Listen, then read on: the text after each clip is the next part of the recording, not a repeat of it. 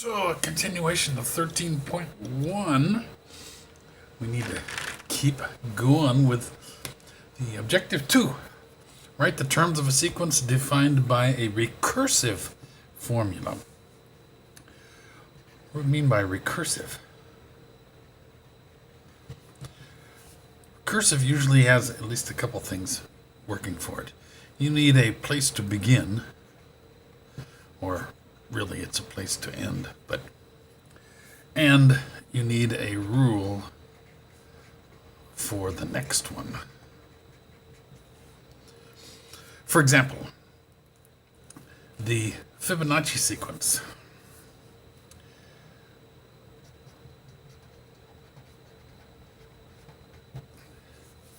It has two places to begin. It's saying let the first term a sub 1 be 1. Let the second term a sub 2 be 1. And then every other term n greater than 2 is going to be the sum of the previous two. So a sub n minus 1 plus a sub n minus 2, the previous two from n. So it's going to be 1 and 1. Those are the two sort of places to begin, or you can think about places to end, because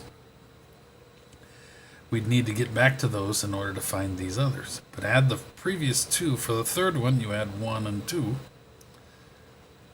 The first and the second, both ones, gives you 2. To get the fourth one, you add 1 and 2, 1 and 3, I guess 2 and 3. You get 3.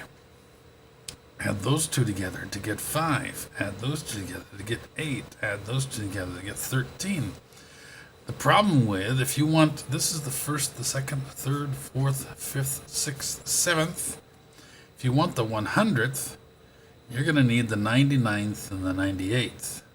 But to get the 99th, you need the 98th and the 97th, etc., etc. So you keep on going back until you get to the two that you know that are given the place to begin, or in a sense the place to end, and then you can build the rest of those.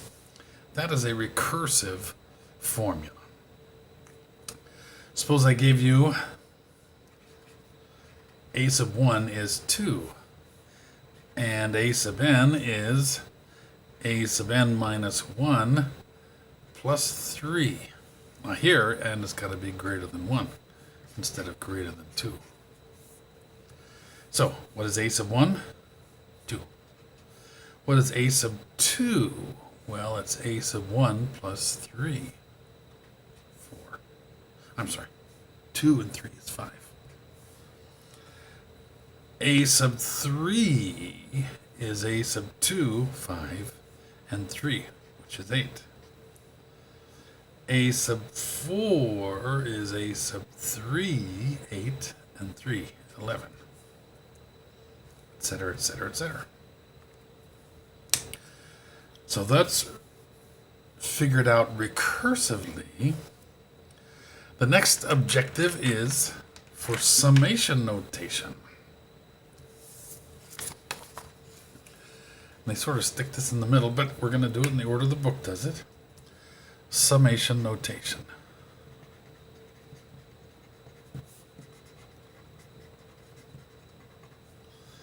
Uses sigma, capital sigma. Lowercase sigma looks sort of like an O, but anyway, that's lowercase. Really more like that. Anyway, this is summation. This needs some limits. Where do you start and where do you end? Like, let's start at 1 and go to 5. And then it needs some sort of rule, what you're going to do. Let's call it 2. This variable is I. So we let I be 1.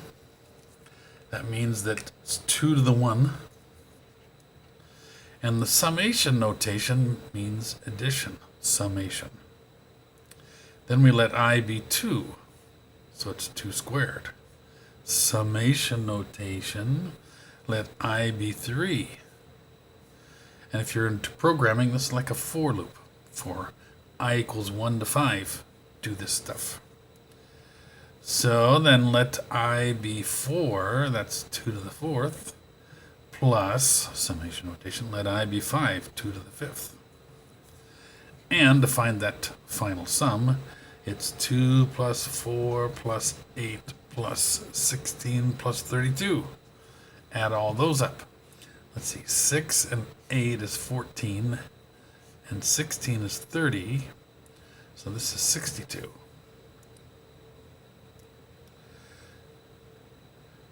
Now, normally we don't write it with 62, we don't even write it with these powers. This is usually the way we write the summation stuff, using the individual numbers, because that will tell us where it came from. But that's for later. So, to find the sum of a sequence, we can use this summation notation. There's some properties. These are really going to be the same. We can use any letter K going from 1 to n. C times A sub K. Well, if you're multiplying everything by a constant, you can factor that out and rewrite this with just A sub K. So if you multiply on the outside, you can put it on the inside. Multiply on the inside, you can pull it out. This is the first rule. Another rule for this summation notation. If you have a summation, let's say K going from 1 to n of a sum, A sub K, it also could be a difference, B sub K. Then you can break that, because it's a sum or a difference, you can break it into pairs here. Summation K going from 1 to n of A sub K plus or minus summation K going from 1 to n of B sub K. So you can break it into two summations, make it a little easier. And the third rule, if you have the summation K starting from J to n, you can take the summation starting from 1 to n. So here we start at J, here we start at 1 for this A sub K stuff, whatever that might be. Subtract the first part of that.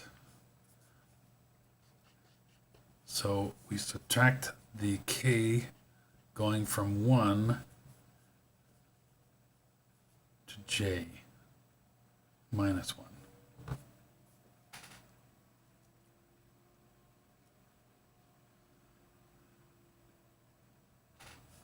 Of A sub K.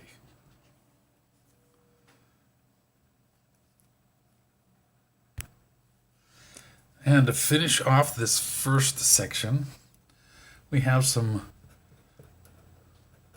formula sums to remember.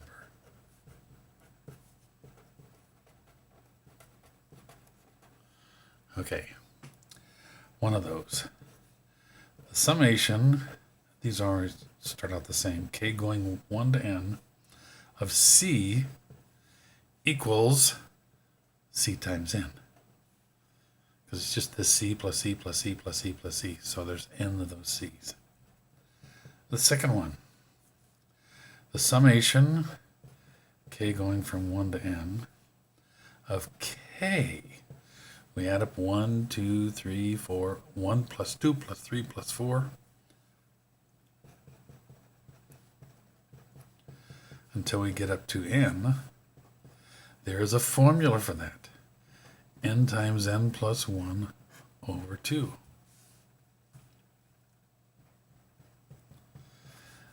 Suppose we have the summation K going from 1 to n of K squared, which is 1 squared plus 2 squared plus 3 squared plus till we get to n squared. This is similar. N times n plus 1 times 2n plus 1 over 6. And the fourth one, really interesting. Summation k going from 1 to n of k cubed. Now you might think this one's even more complicated than k squared, but it goes back up to this one in Roman numeral 2. You take the n times n plus 1 over 2 and square it. That's 1 cubed plus 2 cubed plus 3 cubed plus n cubed. So this formula inside that square. Those are formulas you should try to remember somehow.